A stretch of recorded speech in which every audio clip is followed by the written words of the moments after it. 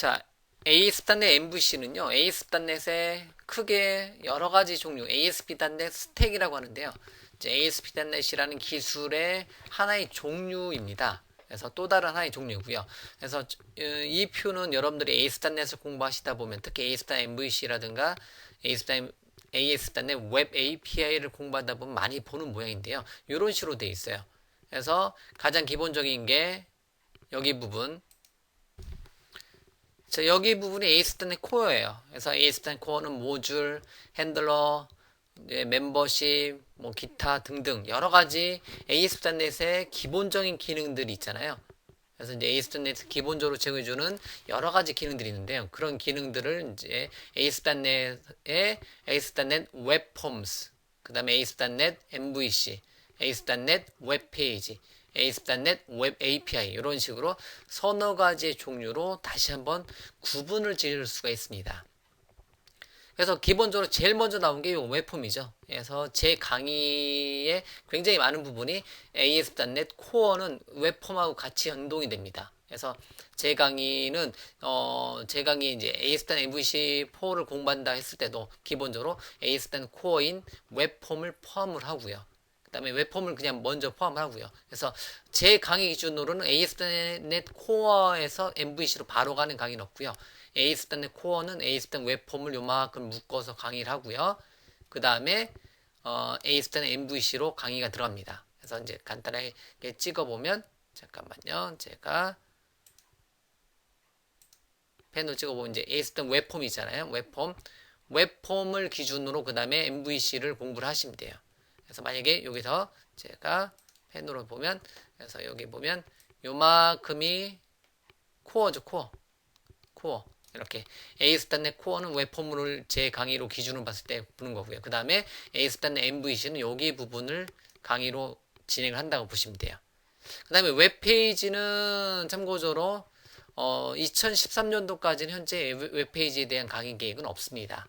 그래서 저는 ASP.NET 웹페이지라는 기술이 있는데요. 뭐 가볍고 빠르고 이제 빨리 개발하는 이제 기능인데 저는 웹페이지 기술보다는 이제 요 ASP.NET 웹폼과 ASP.NET MVC 위주로 강의를 할 거고요. 그 다음에 웹폼이라든가 웹페이지라든가 MVC 모두 이제 결과물 자체는 HTML로 되는 거고요. 그 다음에 웹폼은 꺽쇠 퍼센트 꺽쇠를 사용하는 기존의 ASPX 신텍스를 사용하는데 웹페이지라든가 MVC라든가 얘네들은 레이저 뷰 엔진에서 @기호를 사용해서 레이저 신텍스를 사용하는 걸로 사용해서 좀 더 이제 어떤 뷰 페이지 만들 때 좀 더 효과적으로 만들 수 있는 기능을 제공해 줍니다. 자, 그리고 나서 어떤 뷰를 만들어내는 부분이 아니라 어떤 서비스 레이어, 이제 결과 값들 XML이라든가 JSON이라든가 등등등의 어떤 서비스 값으로 뭔가를 넘겨주고자 한다. 그럴 때 사용하는 게 뭐다? ASP.NET 웹 API라는 겁니다.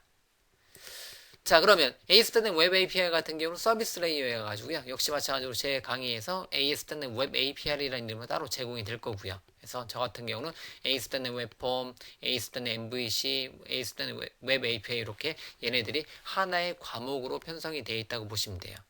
그래서 웹 API 쪽은 서비스 레이어고요. 어떤 코드 기반으로 XML이라든가 JSON에 대해서 넘겨주는 값에 대해서 XML이라든가 JSON 값을 넘겨주는 이러한 기능을 해주는 게 ASP.NET 웹 API다. 이렇게 서너 개의 종류, 여러 가지 종류 중인데 가장 큰 핵심 삼형제로 본다면 웹폼, MVC, 웹페이지로 나누고요. 그 다음에 MVC는 MVC4 기본 ASP.NET MVC4하고 웹 API로 이렇게 한번 더 나눠준다라고 보시면 돼요. 자, 그 중에서 MVC 같은 경우는 MVC 처리 절차는 기본적으로 웹브라우저로 리퀘스트 들어옵니다. 그러면 제일 먼저 받는 게 뷰 페이지 뭐뭐뭐.aspx 페이지 뭐뭐뭐.cs html 페이지가 아니라 컨트롤러, 즉 컨트롤러 클래스의 액션 메서드가 어떤 기능을 받아요. 여기서 어떤 내용들을 컨트롤러 클래스가 받고요. 컨트롤러 클래스가 어떤 기능을 만들어서 얘를 뷰 단에다 넘겨준다는 거죠. 뷰는 실제 어떤 모양을 만들어주는 거고요. 뷰로 넘겨줄 때 컨트롤러에서 뷰로 넘겨줄 때 기본 페이지만 넘겨줄 수도 있고 넘겨줄 때 어떤 모델까지 어떤 데이터까지 표 형태의 데이터까지 넘겨줄 수가 있습니다. 그러면 뷰단에서는 사용자한테 리스판스로 어떤 만들어진 뷰, 어떤 결과물을 만들어서 보여준다는 거죠.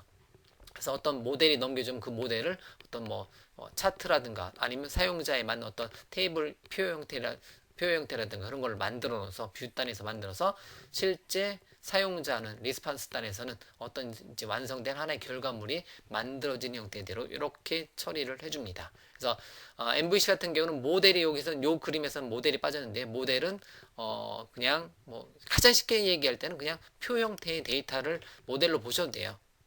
그냥 이제 그렇게 보셔도 되고요. 뒷부분에서 MVC 공부하시면서 여러분들이 모델, 컨트롤러, 뷰에 대해서 따로따로 다뤄드리겠지만 가장 기본적인 거는 어떤 리퀘스트, 어떤 웹브라우저로 뭘 요청하면 컨트롤러가 받아서 모델이 필요해서 모델을 가져다가 그 모델을 뷰단으로 넘겨주고 모델 또는 그냥 기본 페이지에 넘겨주고 뷰에서는 어떤 이제 보여지는 부분을 담당해서 그 결과 값을 리스판스 해준다. 이런 형태로 ASP.NET MVC4는 어떠한 이제 넘겨준 요청에 따라서 리퀘스트에 따른 리스판스를 이런 절차를 통해서 이제 진행을 시켜줍니다. 자, 이런 내용도 자, ASP.NET MVC 의 컨트롤러, 뷰, 그리고 모델 이러한 내용에 대해서는 각각 하나씩 우리가 계속해서 살펴볼 거고요. 간단하게 ASP.NET MVC의 처리 절차를 간단하게 이렇게 그림으로 살펴보았습니다.